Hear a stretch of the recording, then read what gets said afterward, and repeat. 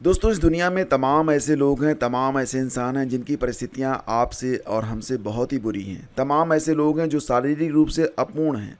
शरीर का कोई न कोई एक महत्वपूर्ण अंग ही नहीं है, लेकिन फिर भी उन्होंने तमाम ऐसे अचीवमेंट्स, उपलब्धियां हासिल की हैं जो कि उल्लेखनीय हैं।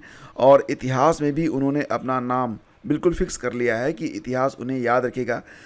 पैरालंपिक में आपने देखा होगा कि तमाम ऐसे अभ्यर्थी, तमाम ऐसे एस्पिरेंट आते हैं जो कि कुछ ऐसे काम करके जाते हैं, स्वर्ण पदक, रजत पदक, ब्रोंज मेडल जीत के जाते हैं कि इतिहास उन्हें कभी भुला नहीं पाएगा।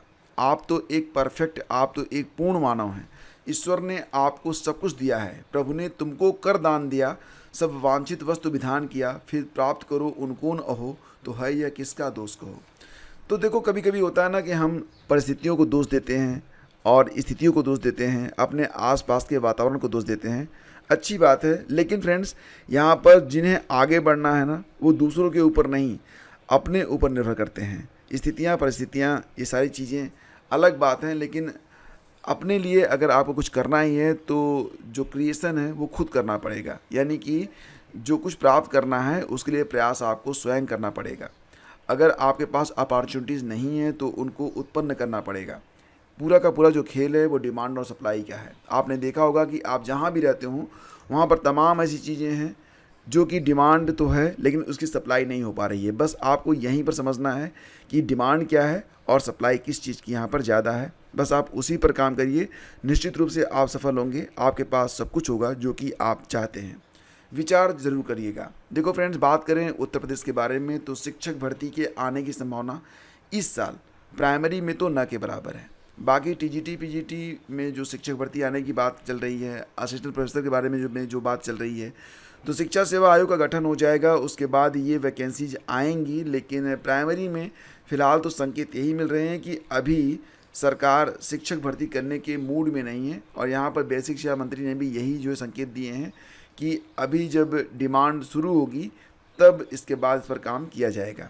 तो यहाँ पर आपने देखा था कि बहुत सारे अभ्यर्थी जो हैं वो लगातार प्रयास कर रहे हैं कि उत्तर प्रदेश में एक प्राइमरी शिक्षक भर्ती आए, जिसके लिए वो धरने प्रदर्शन कर रहे हैं, सोशल मीडिया पर भी अपनी मांग उठा रहे हैं।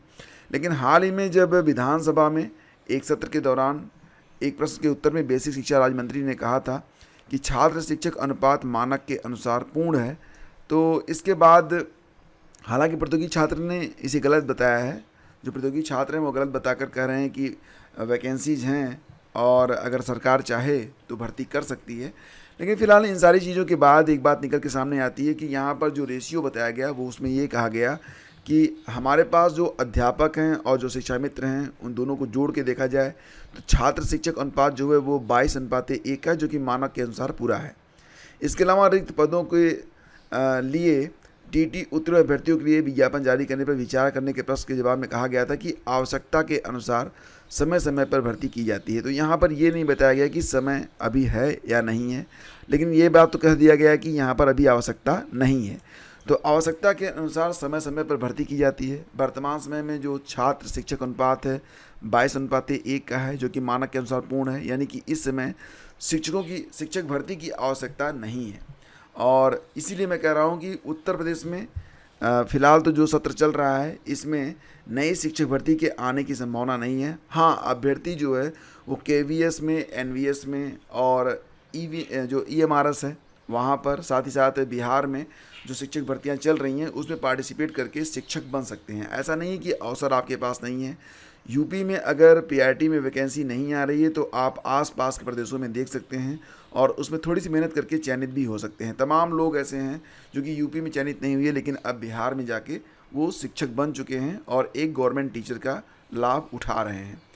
पटना से TRE 3 के बारे में एक न्यूज़ निकल के सामने आ रही है कि OMR कब तक अपलोड होगा। तो OMR जो है ये 12 से 13 तारीख तक अपलोड कर दिया जाएगा और BPSC ने बेल्ट्रान को दिया है OMR का फाइनल डाटा।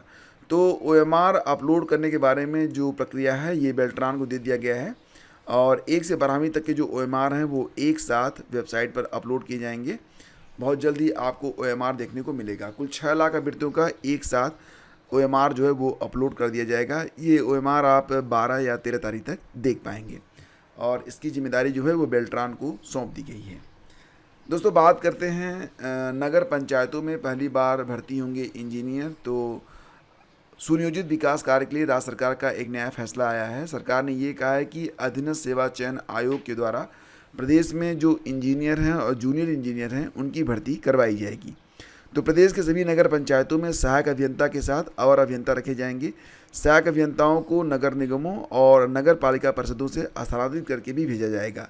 फिलहाल मुख्यमंत्री योगी आदित्यनाथ के निर्देश पर प्रदेश की शहरी आबादी बढ़ाई जा रही है। इसके लिए सीमा विस्तार के साथ ही नई नगर पंचायतें जो हैं वो बनाई जा रही हैं।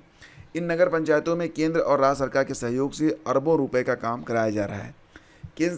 केंद्रीय योजनाओं में खासकर अमृत योजना में पार्क, सीवर, जलापूर्ति के काम कराए जा रहे हैं, लेकिन इनको देखने के लिए नगर पंचायतों के पास अपने इंजीनियर नहीं हैं। इसीलिए अब इंजीनियर और जूनियर इंजीनियर दोनों की भर्ती करने के बारे में बात की जा रही है। अधीनस्थ सेवा चयन आयोग यानी कि UPSSC के माध्यम से ये भर्ती पूरी करवाई जाएगी। बताया जा रहा है कि प्रदेश में मौजूदा समय में लगभग 17 नगर निगम हैं, 200 नगर पालिका परिषद है और 545 नगर पंचायतें हैं।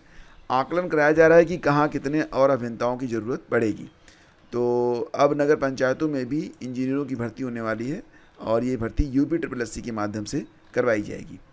और फिलहाल अगर आप उत्तर प्रदेश में हैं तो ध्यान दीजिएगा कि आज प्रदेश में तेज़ बारिश के आसार हैं। सावन में मानसून अपनी पूरी रंगत में है और समूचे प्रदेश में इसका असर देखने को मिल रहा है। और लगभग सभी ज़िलों में आप देख सकते हैं बस्ती, बाराबंकी, हरदोई, कानपुर, सुल्तानपुर, बलिया, इटावा आदि इलाकों में अच्छी बारिश दर्ज की गई है। और कहा जा रहा है कि शनिवार को बस्ती में 49 मिलीमीटर, कानपुर में 27.2 मिलीमीटर, हरदोई में 26 मिलीमीटर, सुल्तानपुर में 23 और बलिया में भी 14.1 मिलीमीटर बारिश दर्ज हुई है। फिलहाल आज के बारे में अपडेट है कि कौशाम्बी, प्रयागराज, प्रतापगढ़, सोनभद्र, मिर्ज़ापुर, चंदौली, वाराणसी, संत रविदास नगर, जौनपुर और गाजीपुर, बस्ती, गोंडा तमाम ज़िले हैं जहां पर आज तेज़ बारिश संभावना है। इसमें अयोध्या, सुल्तानपुर, अम्बेडकर नगर, गौतम बुद्ध नगर, बुलंदशहर वगैरह भी शामिल हैं। और देखो फ्रेंड्स, बात करेंगे करंट अफेयर के बारे में। तो करंट अफेयर की टाइमिंग जो है वो चेंज हो चुकी है। करंट अफेयर अब आपको सुबह में प्रतिदिन 4 बजे ही मिल जाया करेगा और इसे आप अपने तय समय पर जब आपको सुविधा हो तब आप इसे देख पाएंगे। और करंट अफेयर के लिए आप लोग जो हमारा एक नया टेलीग्राम चैनल बनाया गया है उसको ज्वाइन कर लें। वहाँ पर आपको डेली करंट अफेयर की क्विज और PDF प्रोवाइड करवाई जाएगी और यहाँ पर आपको करंट अफेयर से संबंधित जो भी न्यूज़ वगैरह मिलेगी वो भी आपको शेयर की जाएगी। तो फ्रेंड्स, करंट अफेयर के लिए जो टेलीग्राम चैनल बनाया गया है उसका लिंक वीडियो के डिस्क्रिप्शन में है, जाकर अभी आप लोग ज्वाइन जरूर कर लीजिएगा। हम मिलते हैं आपसे अगले वीडियो में, तब तक के लिए मैं आज्ञा दीजिए। नमस्कार, जय हिंद।